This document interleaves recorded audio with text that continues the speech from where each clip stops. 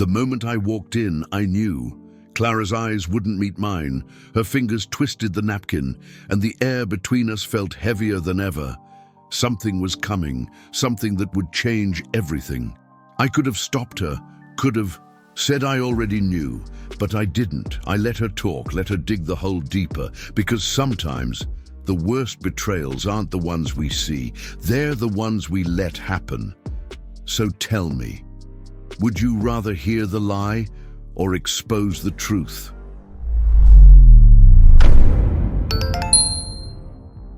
The restaurant was perfect, too perfect. The dim lighting, the subtle aroma of grilled steak, and the soft murmur of distant conversations created an ambience that once felt intimate, special.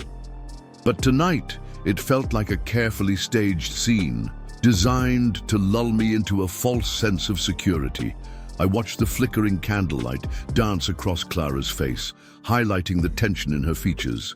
She barely touched her glass of wine, her fingers tapping anxiously against the stem. Something was off, and deep down I already knew this wasn't just another dinner. This was a moment that would change everything. I took a sip of my whiskey, letting the smoky warmth settle in my chest as I observed her. Clara had always been composed, the kind of woman who could navigate any social situation with grace. But tonight, she was different. Restless, almost vulnerable. Her eyes darted around the room, avoiding mine, as if searching for an escape. The weight of unspoken words pressed between us, thickening the air. I leaned back in my chair, a slow, measured movement, waiting. If she had something to say, she would have to be the one to break the silence. Then, just as I expected, she took a deep breath, adjusting the strap of her dress with an unnecessary precision, a nervous habit. I remained quiet, watching, waiting. She hesitated, lips parting, then closing again. Whatever was coming, she wasn't sure how to say it. I felt the knot tighten in my stomach. This wasn't just a bad feeling anymore. It was certainty. And yet, I let the moment stretch, because sometimes the anticipation of pain is almost worse than the wound itself.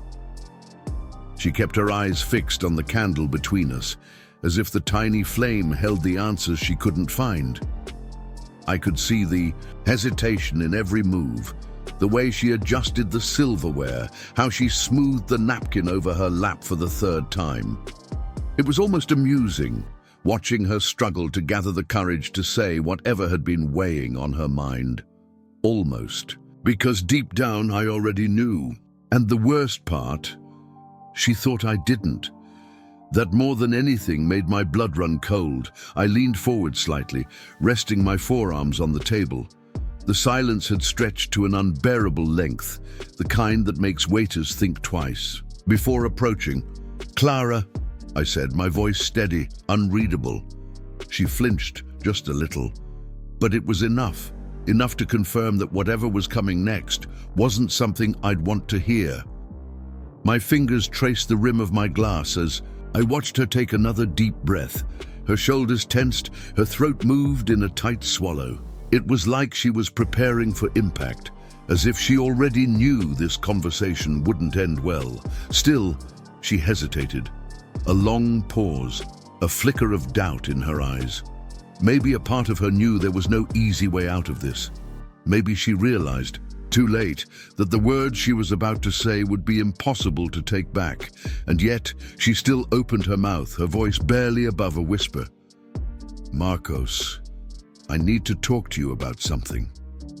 There it was, the opening to a conversation that would change everything. And I let it happen, even as every part of me wanted to stop it.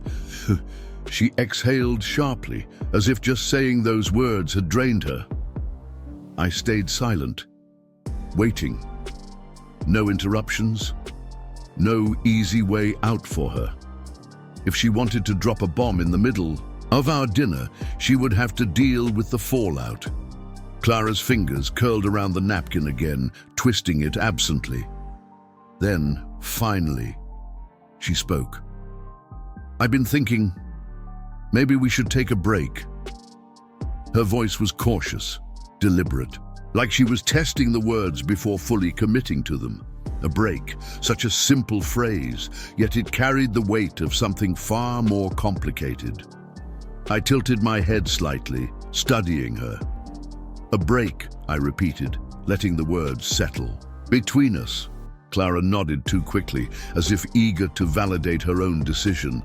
Not permanent, of course, she rushed to add. Just some time apart to figure things out. Figure things out, that was cute.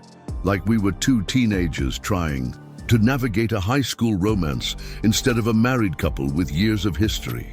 I ran my thumb along the edge of my glass, the smooth surface grounding me. She wasn't meeting my eyes now, her gaze darting to the side. And that's when it hit me.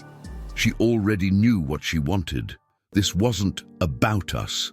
This was about her. The pieces clicked into place, each one sharper than the last. The hesitation, the nervous energy, the sudden need for space. I should have been angry, but instead I felt something colder. A quiet certainty. And what exactly do you think you'll find in this time apart, Clara? My voice was steady, almost indifferent. But inside, I was already bracing for the answer. Because deep down, I knew. I just wanted to hear her say it. She blinked, caught off guard by my question. Clara had expected resistance, maybe even an argument, but not this. Not the cold, measured way I studied her, dissecting her words before she could even process them herself. Her lips parted, then closed again, her mind scrambling for an answer that wouldn't set off alarm bells.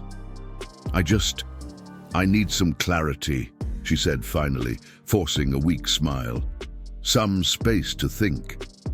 The excuse was thin, fragile, and the worst part, she knew I saw right through it. I leaned back, letting her own words hang in the air. Clarity, space. I let out a quiet chuckle, shaking my head. Clara, I said, my tone slow, deliberate, you don't look lost to me. You look like someone who already knows exactly what they want. Her breath hitched just a little, and that was all I needed. A confirmation without a single word. I tilted my head, watching her reaction unfold in real time. She was nervous now, her fingers tightening around the edge of the tablecloth. I don't know what you mean, she murmured. But it was too late. The cracks in her story were already showing. I placed my glass down carefully, the soft clink echoing between us. Let me make it easier for you, I said, my voice quiet but sharp. Are you asking for space? Or are you asking for permission? Her eyes shot up to mine, wide and startled. For the first time that night she was speechless, and that silence told me everything I needed to know. Clara's silence stretched, thick and heavy, wrapping around us like a noose. She shifted in, her chair, her fingers tightening around her napkin as if it could somehow anchor her. And then there it was, the flicker of panic in her eyes. It was brief, but I caught it. And just like that, the last piece of the puzzle slid into place. I exhaled slowly, almost amused by how predictable this had become. So, I murmured, tapping my fingers against the table. Do I at least get a name? Her reaction was instant, too instant. A sharp inhale, a slight stiffening of her shoulders. That was all the answer I needed. Her throat bobbed as she swallowed hard, and then, finally, she spoke. There's no one else, Marcos, she said, but her voice lacked conviction. It was the kind of lie that wasn't meant to be believed. Just enough to delay the inevitable. I tilted my head, studying her, letting the tension build. Funny, I said, my voice almost conversational, because you've been acting like someone who's already made a decision. And decisions like this don't happen in a vacuum. I leaned in just slightly, lowering my voice. So, Clara, is it Roger? Her face drained of color. That was it, the reaction I'd been waiting for. She opened her mouth, probably to deny it again, but I was already shaking my head. Don't, I said, cutting her off before she could even try. Not after that look. A quiet chuckle escaped me, but there was no humor in it. I should have felt angry, betrayed, but instead I felt something colder, a sense of inevitability, like I had known this was coming long before tonight. Clara's lips pressed together, her hands trembling slightly as she placed them flat on the table. And then, finally, she whispered, "It's not what you think." I smiled, but there was nothing warm about it. "Oh, Clara," I murmured, swirling the last of my whiskey in my glass. "It never is." Clara's face was unreadable, but her eyes, those always gave her away. The panic, the regret, the desperate attempt to find a way out of this without fully admitting to anything. But there was no way out. Not anymore. I let out a slow breath, tapping my fingers against the rim of my glass. "You know," I started, my tone eerily calm, "I would have preferred the truth, not this performance." She flinched just slightly, but didn't speak. That was fine. I wasn't done yet. "You talked to him before you talked to me, didn't you?" I asked, watching as she swallowed hard. "You discussed this whole break with Roger first." Her lips parted as if to deny it, but she hesitated. That was all I needed. A slow, knowing smile tugged at the corner of my mouth. "And that," I continued, my voice barely above a whisper, "is worse than anything else, Clara." She shook her head, blinking rapidly. "Marcos, But I held up a hand, cutting her off. "Save it," I said, shaking my head. "It doesn't matter if it was emotional, physical, or just talking. The fact is, you trusted him. With our marriage more than you trusted me." She clenched her jaw, gripping her napkin like it was the only thing holding her together. For the first time all night, her mask cracked. "It wasn't like that," she whispered, her voice shaking. "He was just someone I could talk to." I let out a quiet chuckle, shaking my head. "Right," I muttered, taking another sip of whiskey, and somehow I was the last to know about it. I leaned forward, lowering my voice, letting the words sink in. "Tell me, Clara," I murmured, "when exactly did I become a stranger? In my own marriage?" Her breath hitched, her hands tightening into fists. And just like that, she realized, there was no coming back from this. Her eyes darted away, searching for something, anything, to latch onto. A lifeline, a justification, a reason that would make it all seem less wrong. But there was nothing. Just me watching, waiting. Finally, she let out a shaky breath, her voice barely above a whisper. "I felt alone, Marcos." The words hung between us, desperate and raw. "You were always busy, always distant. I really tried. But after a while, I didn't know how to reach you anymore." I tilted my head slightly, studying her. The worst part, she probably believed that what she did wasn't betrayal, just survival.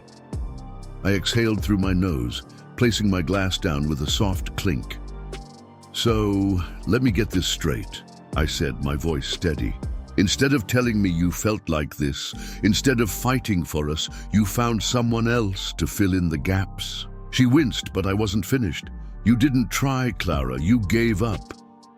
A silence stretched between us, thick with everything left unsaid. She shook her head, blinking rapidly. "It wasn't like that," she murmured. "Roger just listened. He made me feel seen." A bitter chuckle escaped me. "Seen," I repeated.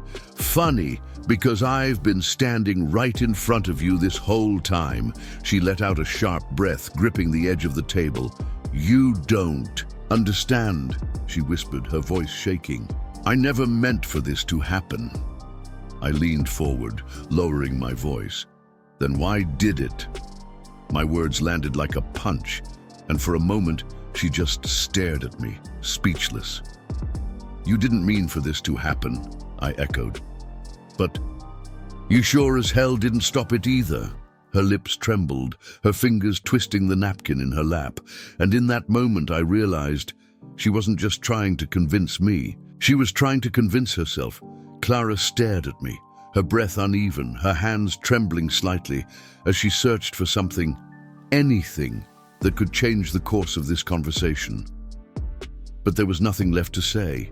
No excuse, no justification, no carefully chosen words could undo what had already been done. I took my time, letting the weight of the moment settle, letting her feel it. Then, with a calmness that surprised even me, I exhaled and leaned back. "I'm not interested in a break, Clara," I said, my voice firm, unwavering. "I've already made my decision." Her eyes widened slightly, confusion flickering behind them.